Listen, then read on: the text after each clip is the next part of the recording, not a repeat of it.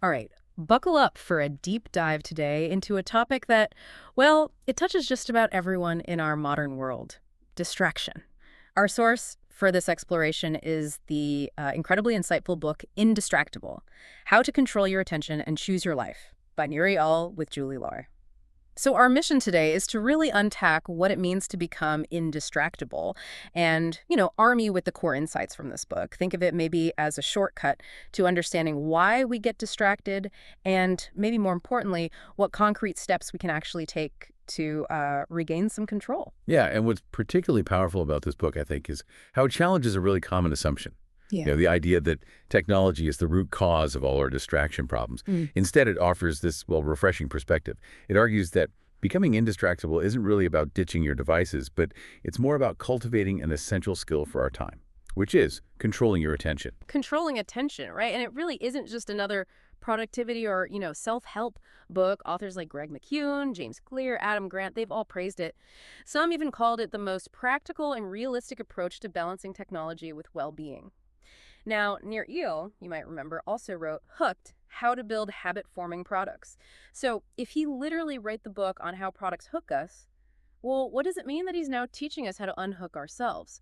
We're going to explore how the same psychological principles used to make products habit-forming can actually be flipped, to help us build better, more intentional habits. Okay, so let's dive into this idea first that our phones aren't the only problem here. Eyal shares this personal story that I think hits home for a lot of us. Constantly battling the social media scroll, the Netflix binges, that endless email checking. He tried the classic move, right? Removing online technology completely. But what happened? Well, he found he just replaced one distraction with another. And that's really the core insight here, isn't it? If simply removing the tech doesn't solve it, we have to ask, what's the deeper issue? The book makes a really compelling argument that the problem isn't fundamentally about the technology itself. It's more about understanding the real reasons why we do things that, well, go against our own best interests. The basic concept is that by learning to control our attention, we truly get to choose how we live our lives. So this isn't just a Luddite thing of throw out your smartphone. It's something much more profound. It's tackling human nature itself, really. Precisely. Yeah. The book even draws this parallel to the ancient Greek story of Tantalus. Remember him? Forever standing in water he couldn't drink, under fruit he couldn't reach, perpetually reaching, forever distracted by his desires.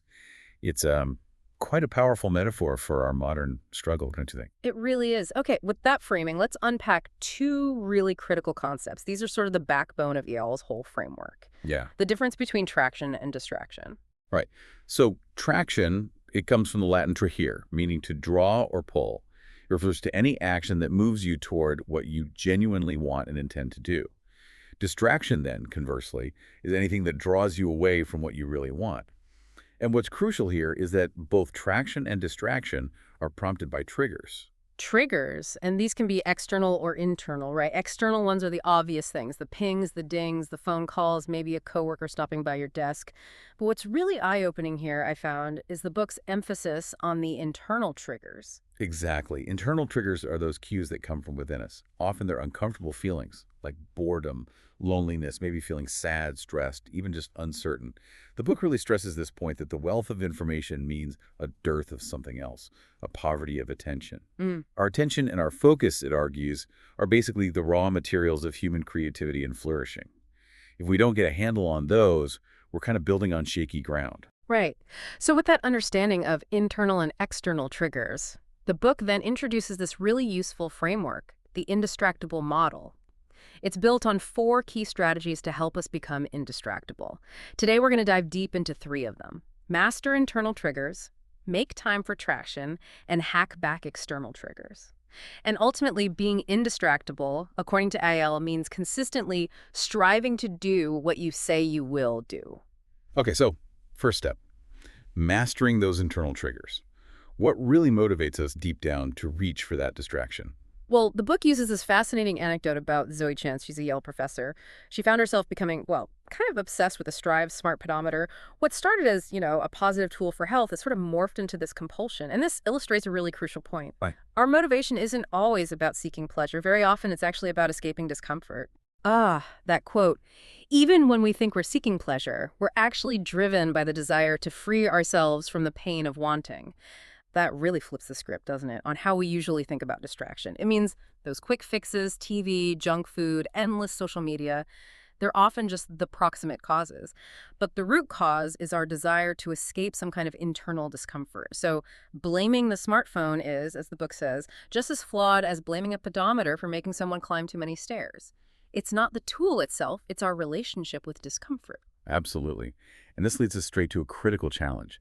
How do we deal with that discomfort then? The book makes this really profound argument that time management is pain management. Our brains, it turns out, are kind of hardwired for dissatisfaction. Yeah. It's actually what propelled our species forward to achieve and evolve. So feeling bad isn't actually bad, it's exactly what survival of the fittest intended. Wow, that's a powerful reframing. It really challenges that immediate urge we all have to just, run away from discomfort. Instead, it sort of invites us to sit with it. Exactly. And once we stop fighting those uncomfortable feelings, we can then apply some practical techniques. The book introduces strategies from acceptance and commitment therapy, or ACT, which basically helps us observe and accept difficult thoughts and feelings rather than, battling them or letting them control us. A key point here is that trying not to think about something mental abstinence can totally backfire, like that famous white bear experiment. Trying to suppress a thought just makes it stronger.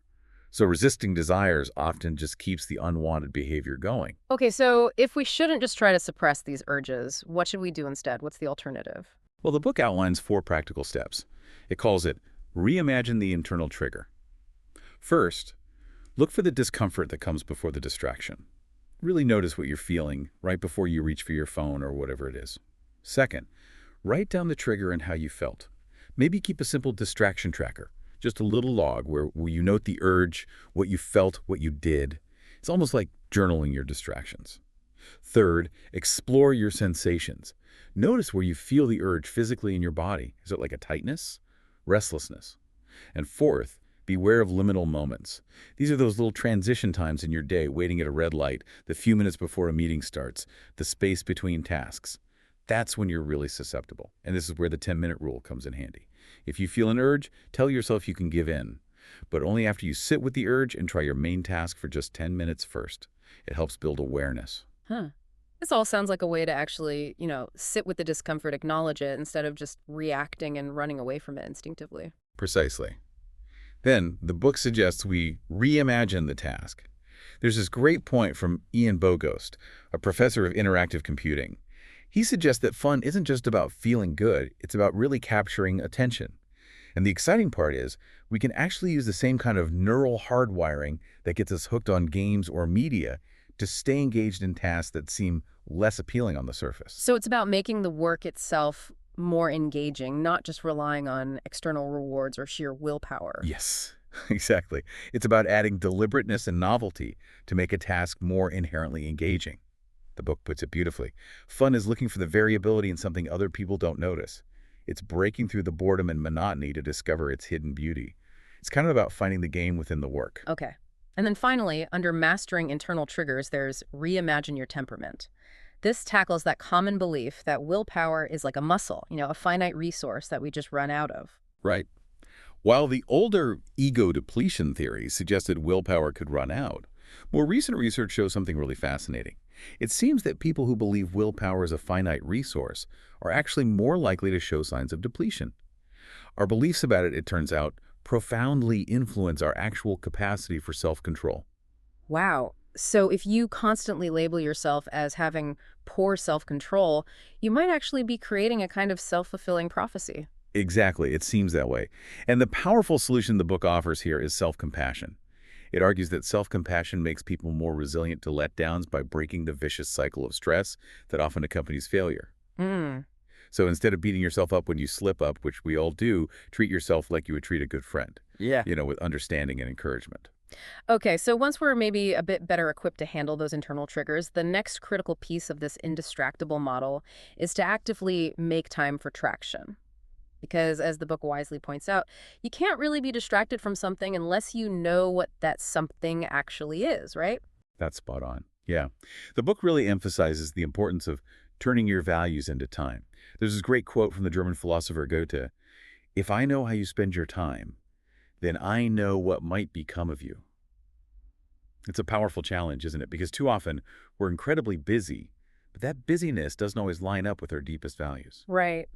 It sounds like we need to get really crystal clear on our priorities, not just vaguely in our heads, but like actually on our calendars. Precisely. The book introduces this idea of the three life domains. That's your personal time, self-care, learning, health. Then relationships, your connections with family, friends, community. And finally, work your professional stuff. The goal is to intentionally carve out and protect time for each of these domains, to sort of eliminate that ambiguous white space on your calendar that so often just gets filled by default with distractions or other people's priorities. And this leads directly to time boxing, which is a technique where you set aside specific fixed blocks of time in your schedule for these traction activities. And it's about scheduling the inputs, not necessarily the outcomes, right? Like, I'm going to spend 9 to 11 a.m. working on this report, regardless of whether I finish it in that block. That's exactly right. The principle is control the inputs, not the outcomes. We control the time and effort we put into something, not always the immediate result. Like, you can worry about falling asleep all night, but that worry won't help you sleep. Controlling the inputs for sleep, like turning off screens an hour before bed, that will help.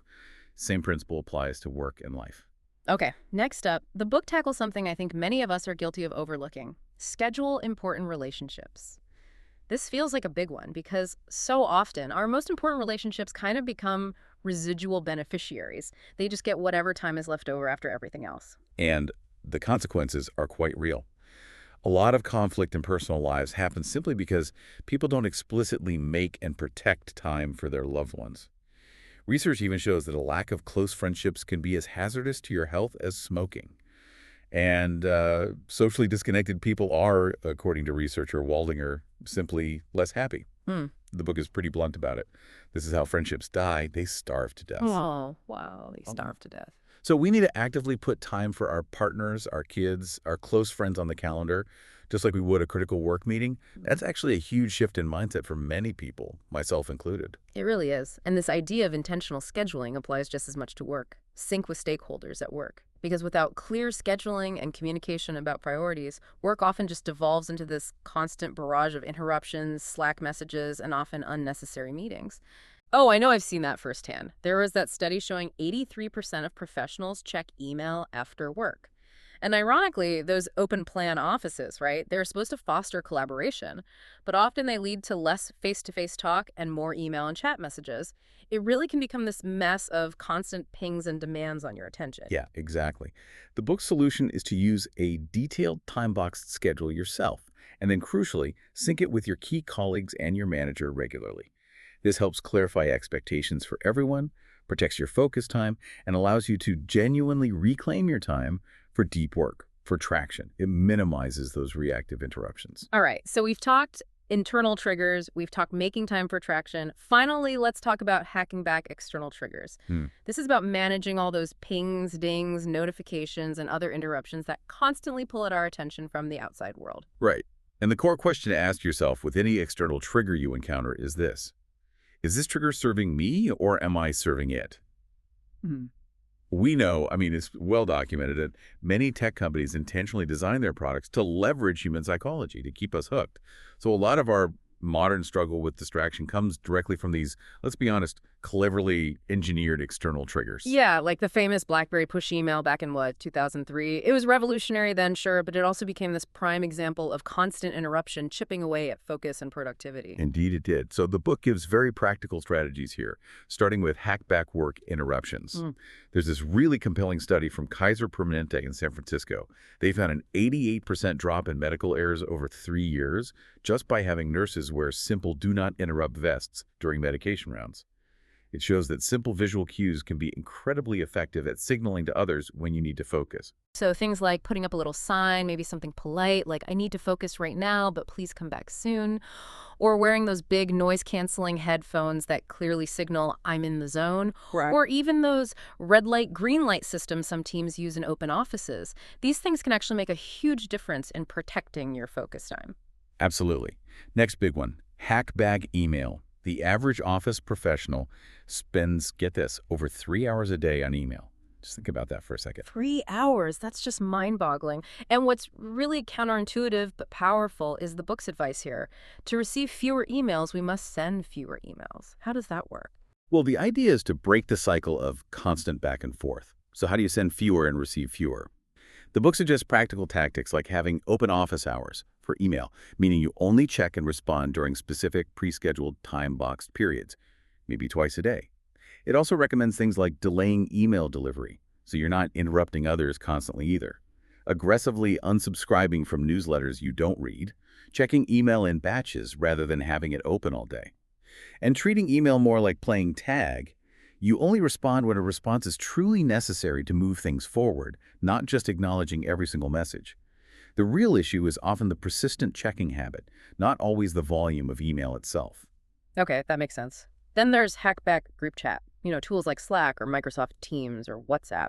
Many companies, maybe inadvertently, end up using these like an all-day meeting with this expectation of instant responses.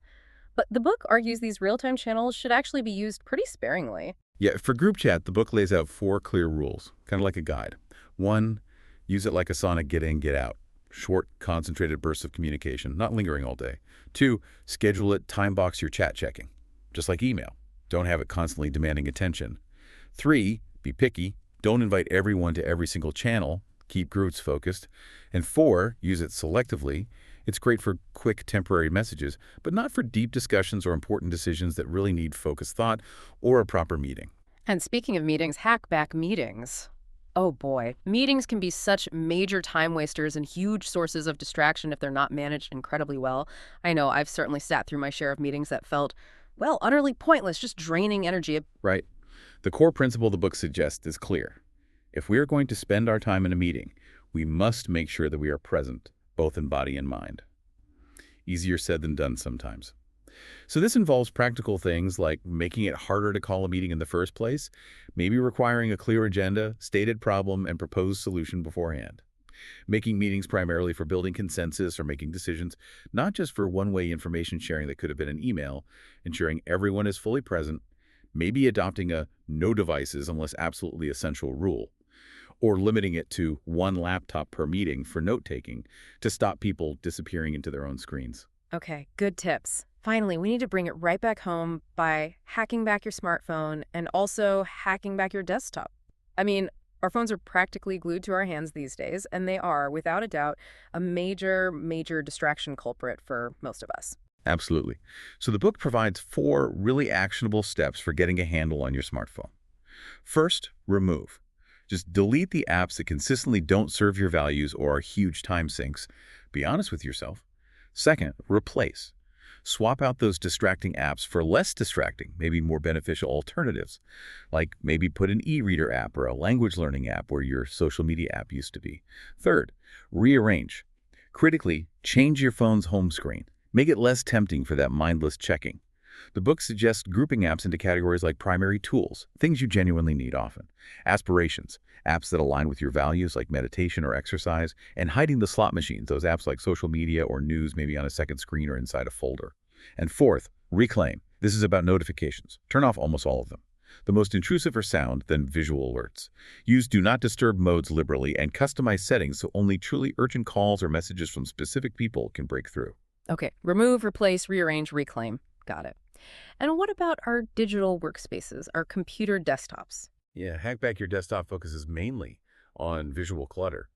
A cluttered desktop, icons everywhere, files scattered, it actually takes a heavy psychological toll and can impair your cognitive performance on tasks. So the simple act of removing those unnecessary external visual triggers frees the mind to concentrate on what's really important. This means organizing your files into folders, using clean, maybe minimalist wallpapers, closing unnecessary tabs, and definitely utilizing the Do Not Disturb or Focus Assist features that most operating systems have now. It's all about creating a digital environment that supports focus, not constant fragmentation. So if you sort of am out and connect all these pieces, becoming indistractable, it isn't really about just rigid self-control or throwing out all your technology. That's not the point. It's much more about developing a deep understanding of the underlying psychological forces at play, especially those internal discomforts that drive so many of our urges. And then it's about systematically and intentionally addressing both those internal and the external triggers in your environment. That's right. It really feels like it's about taking ownership, doesn't it? About being deliberate and intentionally designing your day, your relationships, even your work environment, so they align with your actual values. It Right. sounds like a pathway not just to, getting more stuff done, but maybe to a genuinely more fulfilling and less hectic life. Absolutely. And maybe that raises a really important question for you, the listener, to think about.